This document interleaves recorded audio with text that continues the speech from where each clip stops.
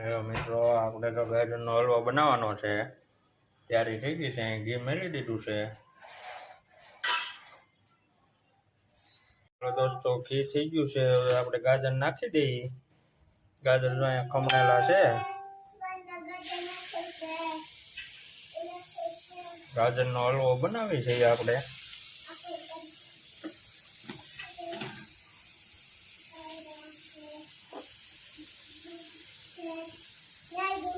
આપણે હવે મિક્સ કરી દીધો છે. ગાજર ઘી નાખ્યું છે. હવે ધીમા ગેસે પાકે છે. પછી આપણે આમાં દૂધ,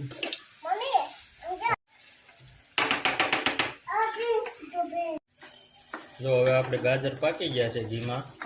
હવે આપણે આમાં નાખીશું મલાઈ વાળું દૂધ. મલાઈ વાળું દૂધ નાખીને એટલે છે ને માવાની જરૂર ન પડે.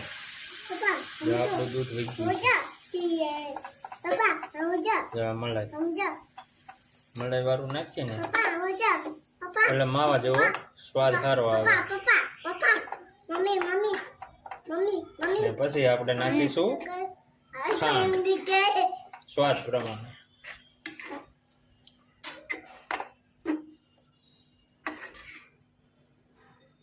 આવું છે કે હવે નાખી દઈએ આપણે ખાંડ. હવે આને પાકવા દેવાનો. એકદમ બેહી ન જાય નીચે. ધીમા ગેસે હલાવતું રહેવાનું એટલે મસ્ત હલવો થઈ જાય. આપણે દૂધ તો નાખી દીધું હતું, પાકે છે. હવે નાખી દઈએ એલચી સ્વાદ પ્રમાણે એલચી. હવે ત્યાં લગન આપણે દૂધ ભરે ને ત્યાં દૂધ ભરે ત્યાં લગન ધીમા ગેસે છે ને આપણે આને હલાવતો રહેવાનો અને પાકવા દેવાનો. બની જાય ને એટલે તમને પાછું બતાવું. આપણો હલવો ગાજરનો તૈયાર થઈ ગયો છે.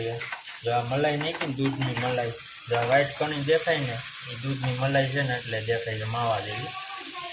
તૈયાર થઈ ગયો છે. હવે પછી આમાં ઉતારીને જે આપણે ડ્રાયફ્રૂટ નાખવું એ ડ્રાયફ્રૂટ ને જે નાખવું એ સૂકો મેવો એ નાખી દેવાનો. આપણો હલવો તૈયાર છે ગાજરનો.